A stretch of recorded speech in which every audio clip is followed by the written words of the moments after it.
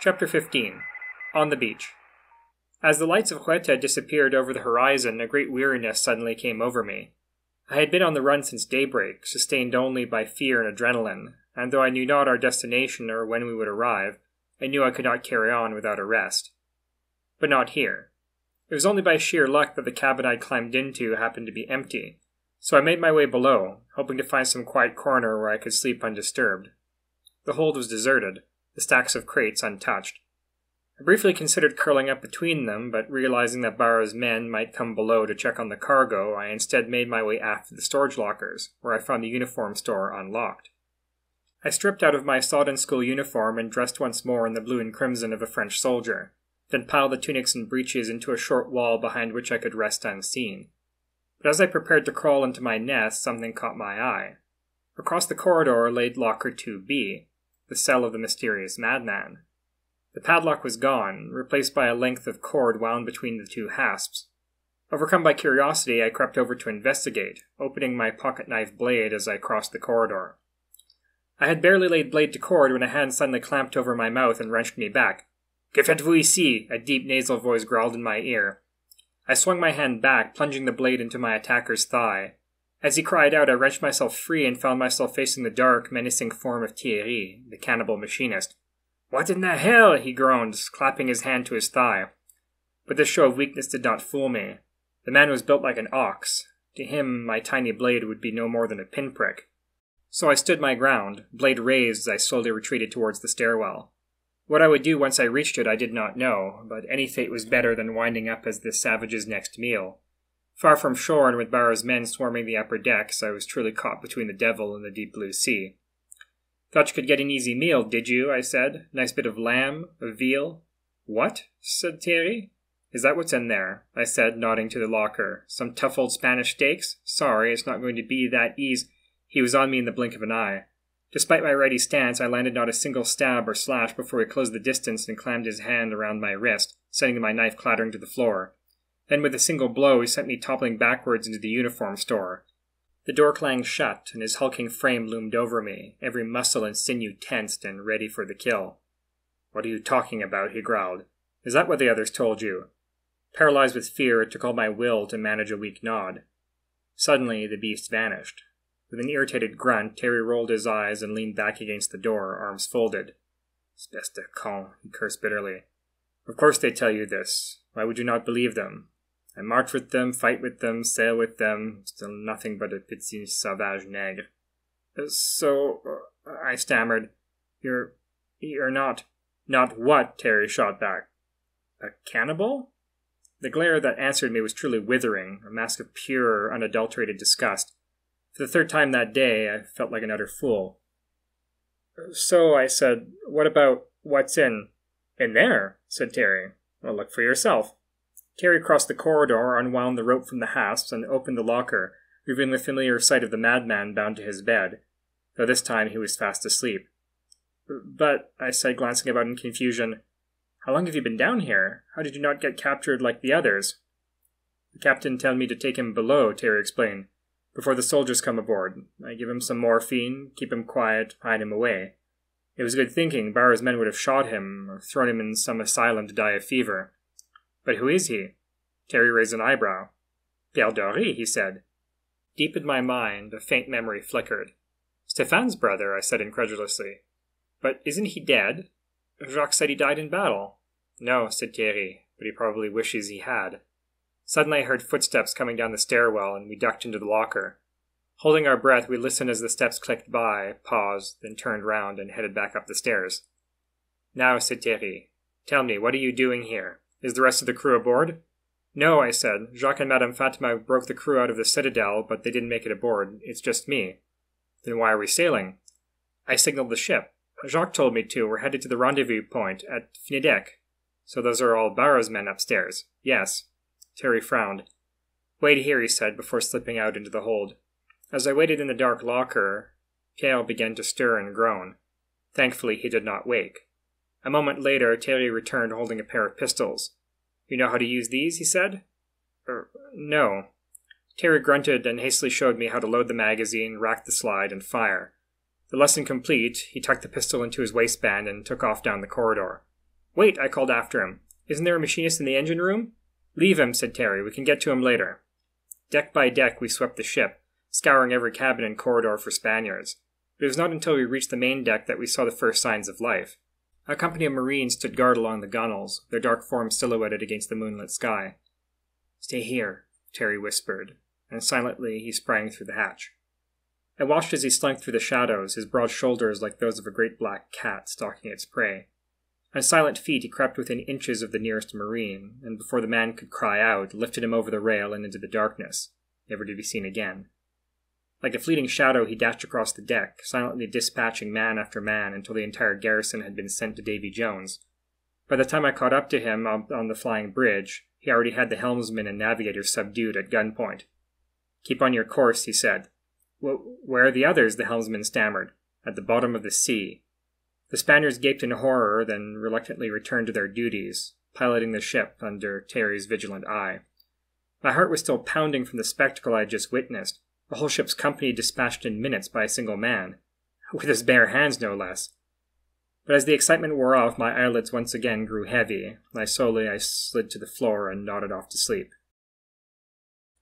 I awoke with a start as Thierry rang the ship's bell. Scrambling to my feet, I watched as the Richelieu rounded a craggy point into a small cove, ringed by a crescent of pale moonlit sand. An old pier, a little more than a line of black wooden stumps and rotten boards, jutted from the beach into the water.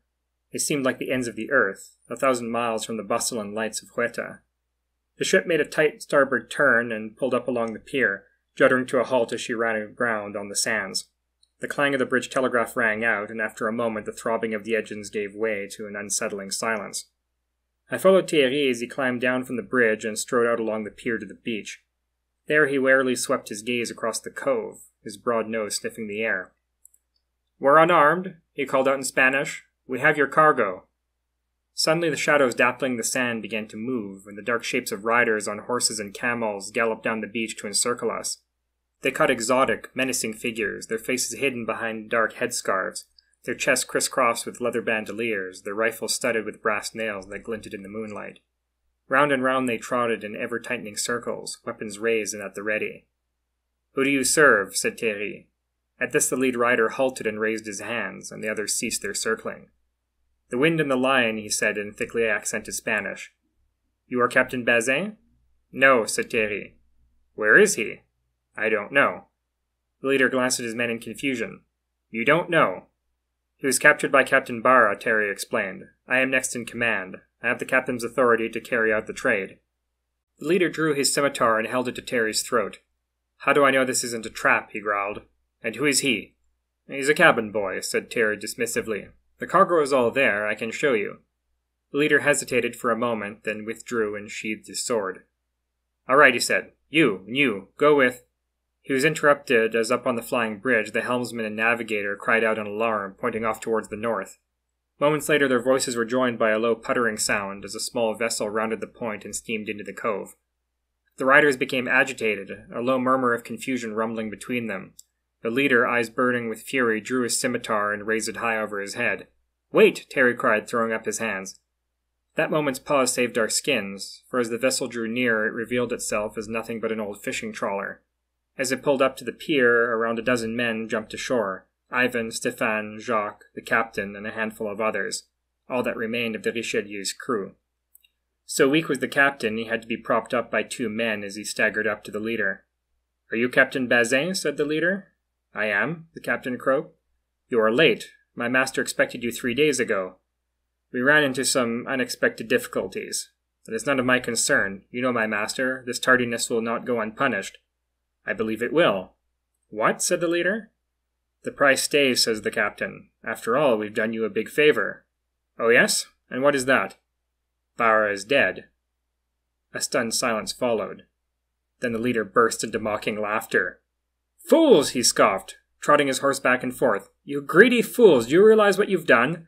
Madrid will send down some upright patriot to replace him, one who won't be nearly so opportunistic. He'll confiscate all your cargo and send you all to the gallows for good measure. And for what? So you wouldn't have to pay a few % in tribute?"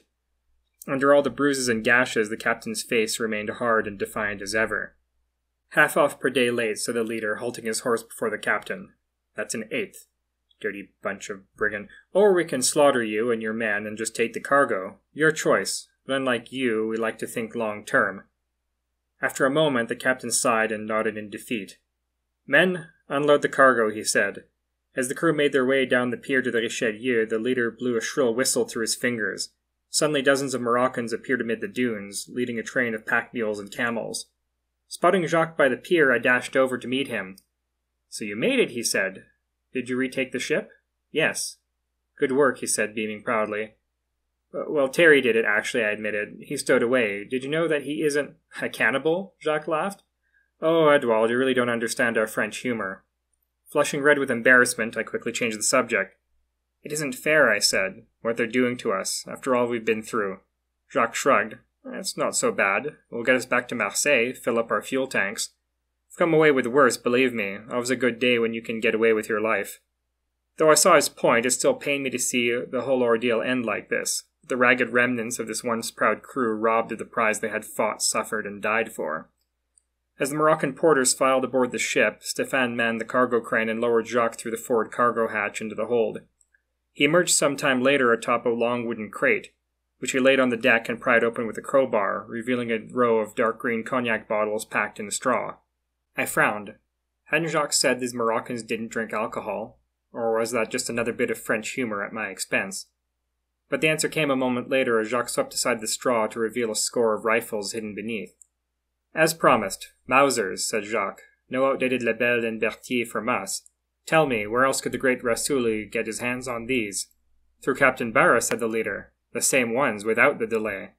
The leader's men roared with laughter. "Rasouli," I blurted. "Isn't he a bandit?" "Not now," Edward said Jacques, handing the rifle to the leader to inspect. "But he is, isn't he? You said so at Fatima's during the game, a bandit like El Krim." Silence fell over the deck, and I felt every pair of eyes falling on me. "Who is this boy with no manners?" said the leader indignantly. "What sort of discipline do you keep on your ship?" "Never mind him," said Jacques. "He's new, hasn't learned the business yet. Now that's 50 cases of 10 rifles each, plus 500 rounds for each rifle, as promised." The leader nodded to his men, who began loading the rifles onto the waiting mules and camels. They also brought forward a small wooden casket, which they laid before the leader. Inside lay a small fortune in gold coins, the glimmer of which seemed to hypnotize everyone present. But the spell was swiftly broken as the leader plucked out a mere handful of coins and handed them to the captain. This paltry sum was all that lay at the end of our long journey from Dundee. The deal done, Jacques climbed back onto the crane cable and prepared to return to the hold, but I rushed up to him before he could descend. "What's going on?" I said. "Why are you selling rifles to Rasouli?" "I said not now," said Jacques, signaling Stéphane to lower him. "You said you had to change buyers," I pressed. "Back at Gibraltar. Who were they?" With an angry grunt, Jacques signaled Stéphane to stop, then hopped back onto the deck. "Ivan, take over," he said, before seizing my arm and dragging me out behind the wheelhouse. "Ow, you're hurting me," I cried. "Shut up," Jacques barked. "Your questions are irritating at the best of times, Edouard, but this is not the time. Stay quiet, do as you're told." "But I don't understand," I said. "Why were those rifles hidden? Who were they for?" Jacques leaned in close and lowered his voice. "El Krim. But if any of those men hear that name again, they'll kill us all, you understand?" "El Krim," I said incredulously. "Quiet! But isn't he fighting the French? Isn't that treason?"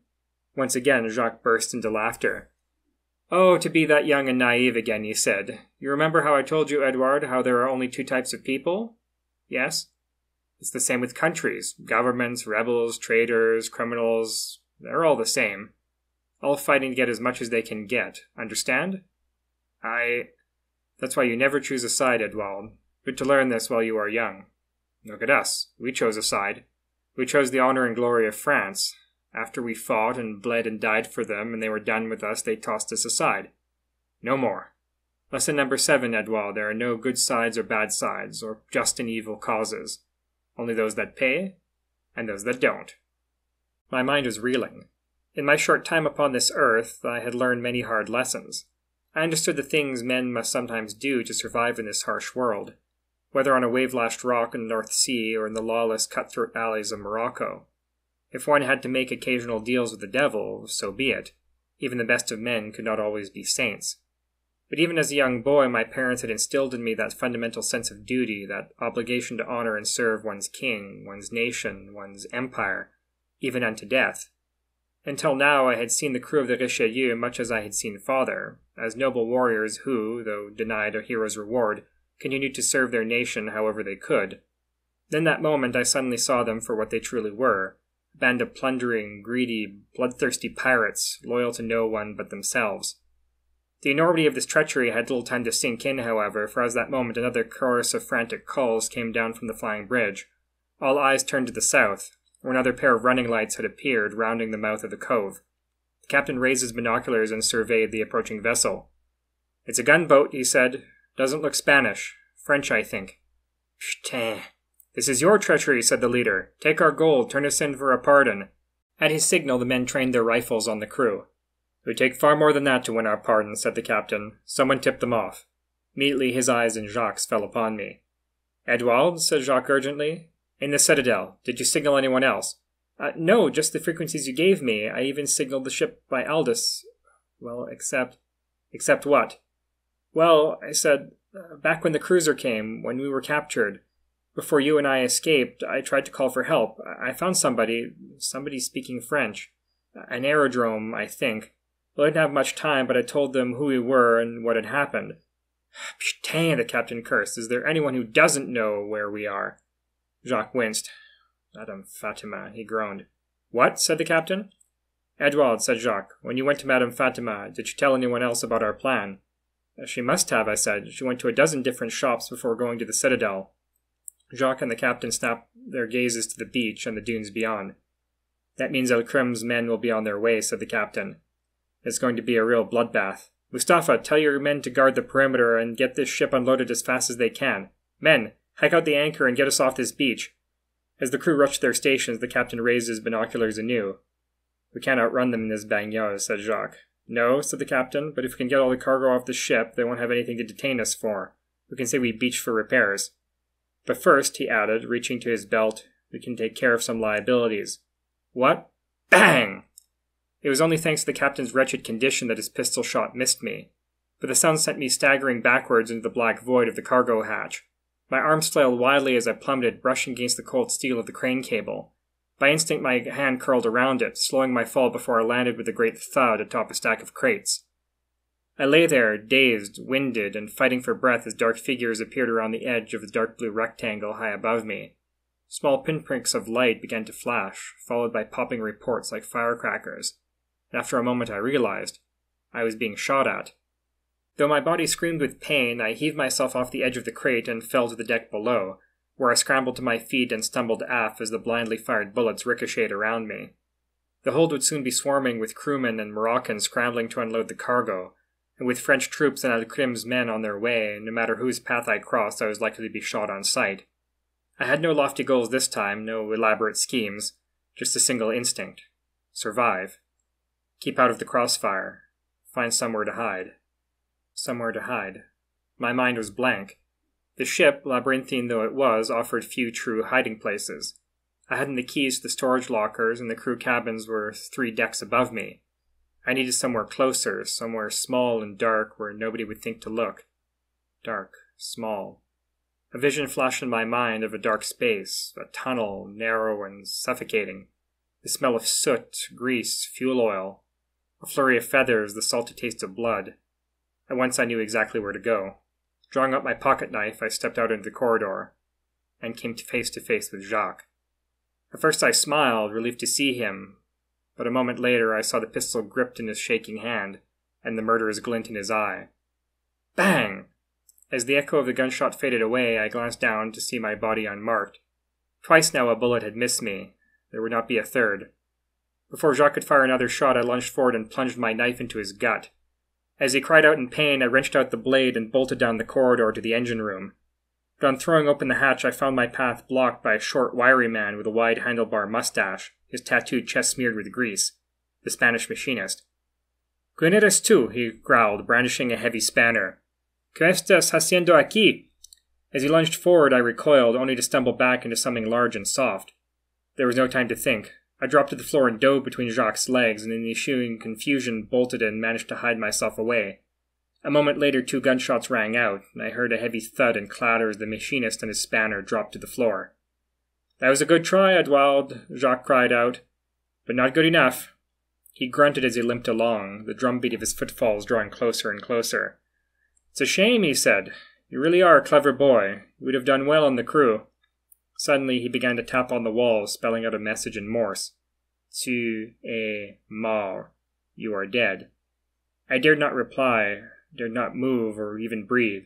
He was taunting me like a cat playing with its food. But I was ready for him. "Tu es mort. But a bit too clever for your own good, eh?" he continued. "Troublesome boy, aren't you? Real pain in the ass." He stopped before the locker door, his shadow blocking the light filtering around the frame. He knew I was in there. How could he not? There was nowhere else to hide. The blade of my hand trembled. The blade flashed. The final rope snapped, and a hurricane of matted hair and filthy rags flew past as Pierre Dory, freed from his bonds, lunged through the door. His head struck Jacques squarely in the chest, sending him toppling to the floor, while his gnarled hands flew straight to his throat. I do not wish upon anyone the misfortune of watching a man strangled, for it is a truly horrid spectacle, quite unlike the quick, clean affair depicted in the dime novels. As any seasoned swimmer can tell you, a man can go quite some time without drawing breath, and during this time he has plenty of fight in him. Many times Jacques nearly managed to break from Pierre's grip, to gasp down a few mouthfuls of air before the noose tightened again. Face red as blood, snorting and gasping like an enraged bull, he heaved and wrenched his attacker across the floor in a desperate bid to shake him off. But like a stubborn limpet, Pierre clung fast, holding Jacques tightly in his mortal embrace. It was not until 2 or 3 minutes into the ordeal that Jacques' struggles began to wane, and he fell limply onto his back. Yet there was life in him still. His eyes grew large, his mouth wide in horror. The man who had cheated death 1,000 times before, from the battlefields of France to the Barbary coast, had finally met his end. Those eyes, watery and innocent as a child's, turned upwards towards Pierre as though seeking absolution. Finding none, they lolled to the side, catching my gaze. For a moment I actually felt sorry for the old brigand. Then the lights went out, and Jacques Monod was no more. But I did not linger to mourn. Before Pierre could turn his sights on me, I dashed to the nearest stairwell. On the surface I found a scene of feverish activity.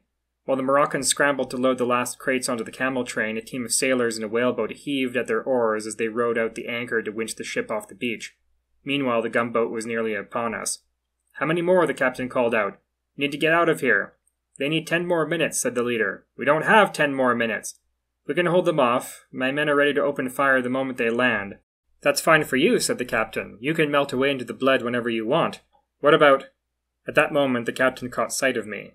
Gaping in disbelief, he reached the gun on his belt. "You bastard!" In a flash, the wild, disheveled form of Pierre Dory came flying across the deck and lunged at the captain. He set upon him without mercy, landing blow after blow as the old man shrieked in agony. A moment later, his brother leapt down from the crane and dragged him away, kicking and screaming. "Pierre, Pierre, my brother, calm down," he said, pulling his brother's flailing body into a close embrace. It's all right. It was him! It was him!" Pierre screamed, jabbing an accusing finger at the captain. "What?" said Stéphane. "What are you talking about?" "He did it," said Pierre. "Both of them, him and Moineau. There was no order from high command. It was them. They did it too. And then they tried me." As Pierre collapsed into a sobbing wreck in his arms, Stéphane turned to the captain. "Is this true?" he said. "Is what true?" said the captain. "You know what," said Stéphane. "Did you give that order?" Despite the approaching gunboat, the crew closed in, forming a tight ring around the captain. "What, you believe his nonsense?" the captain scoffed. "He's shell-shocked. He doesn't know what he's saying." "I trust my brother," said Stéphane. "Did you give the order?" "What does it matter?" said the captain. "You're all alive, aren't you? But we won't be for very long, not unless we get back to work and get out of here. Did you give the order?" As the ring of sailors closed in, the captain rolled his good eye and sighed. "Yes," he said, "I gave the order. Satisfied?" Stéphane cast a glance to his shipmates, who all replied with a grim, silent nod.